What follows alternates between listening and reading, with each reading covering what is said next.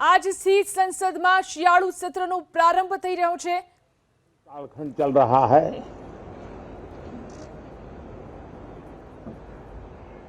देश पूरे उमंग और उत्साह के साथ 2025 के स्वागत की तैयारी में भी लगा हुआ है। साथियों, संसद का ये सत्र अनेक प्रकार से विशेष है और सबसे बड़ी बात है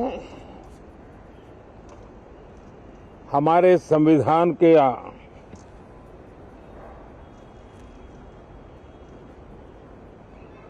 75 साल की यात्रा, 75वें साल में उसका प्रवेश, ये अपने आप में लोकतंत्र के लिए एक बहुत ही उज्जवल अवसर है। और कल संविधान सदन में सब मिलकर के इस संविधान के 75वें वर्ष की उसके उत्सव की मिलकर के शुरुआत करेंगे।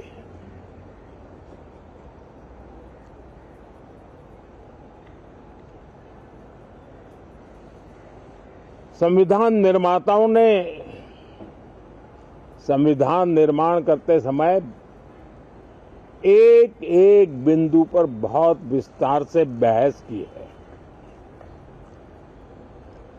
और तब जाकर के ऐसा उत्तम दस्तावेज हमें प्राप्त हुआ है। और उसकी एक महत्वपूर्ण इकाई है हमारी संसद। हमारे सांसद भी और हमारी संसद भी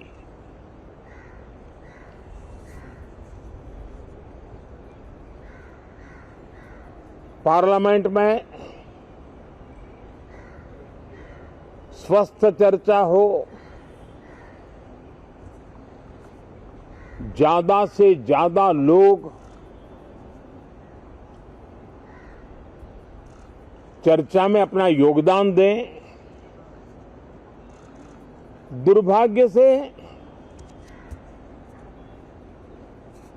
कुछ लोगों ने अपने राजनीतिक स्वार्थ के लिए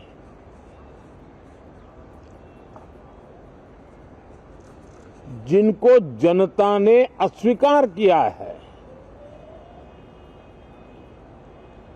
वे संसद को भी मुट्ठी भर लोगों के हुड़दंगबाजी से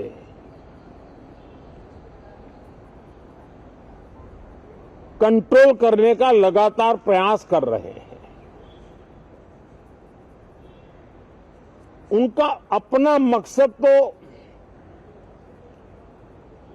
संसद की गतिविधि को रोकने से ज्यादा सफल नहीं होता है और देश की जनता उनके सारे व्यवहारों को काउंट करती है और जब समय आता है तो सजा भी देती है।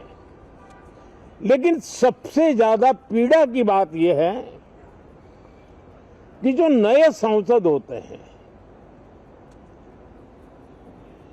नए विचार, नई ऊर्जा लेकर के आते हैं और ये किसी एक दल में नहीं, सभी दल में आते हैं। उनके अधिकारों को कुछ लोग दबोच देते हैं।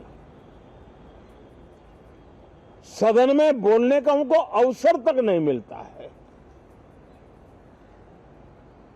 लोकतांत्रिक परंपरा में हर पीढ़ी का काम है आने वाली पीढ़ियों को तैयार करे, लेकिन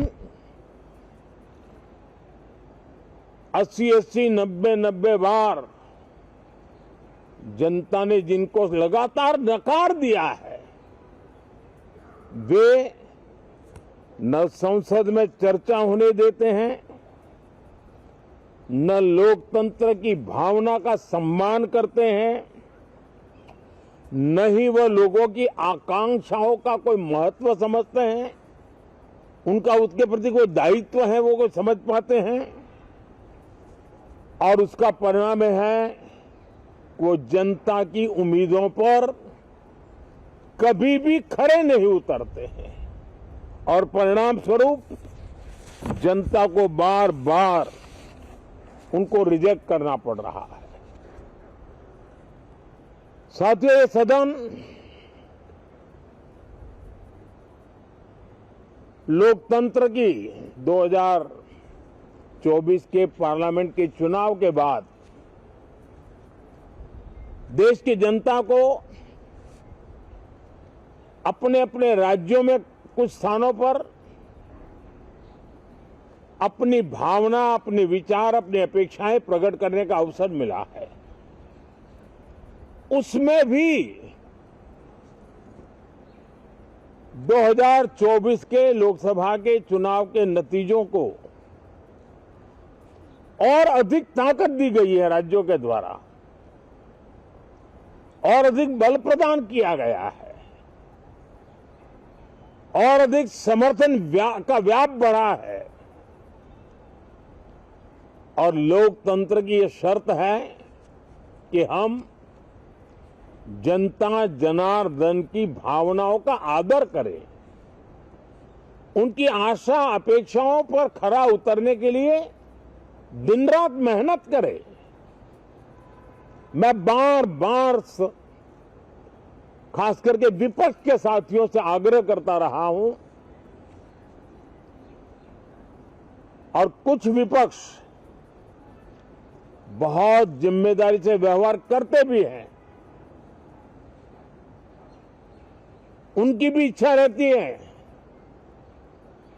कि सदन में सुचारू रूप से काम हो, लेकिन लगातार जिनको जनता ने नकार दिया है, वे अपने साथियों की बात को भी दबोच देते थे, उनकी भावनाओं का भी अनादर करते हैं, लोकतंत्र की भावनाओं का अनादर करते हैं। मैं आशा करता हूं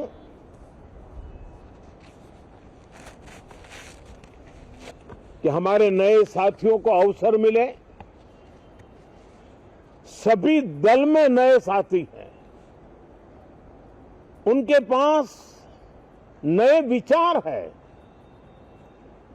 भारत को आगे ले जाने के लिए नई नई कल्पनाएं हैं। और आज विश्व भारत की तरफ बहुत आशा भरी नजर से देख रहा है, तब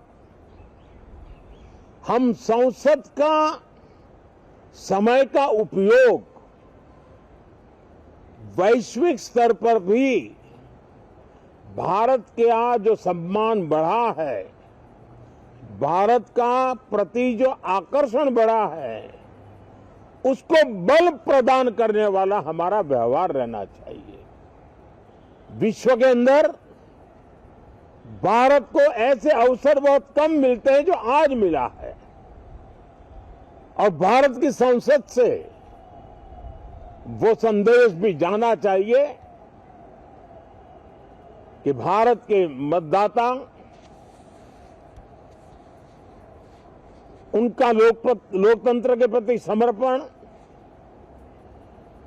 उनका संविधान के प्रति समर्पण, उनका संसदीय कार्य पद्धति पर विश्वास, संसद में बैठे हुए हम सबको जनता जनार्दन की इन भावनाओं पर खरा उतरना ही पड़ेगा।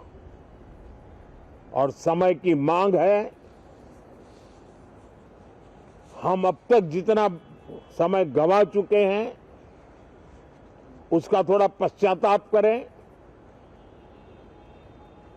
और उसका परिमार्जन करने का उपाय यही है कि हम बहुत ही तंदुरुस्त तरीके से हर विषय के अनेक पहलुओं को संसद भवन में हम उजागर करें, आने वाली पीढ़ियां भी पढ़ेगी उसको, उसमें से प्रेरणा लेगी।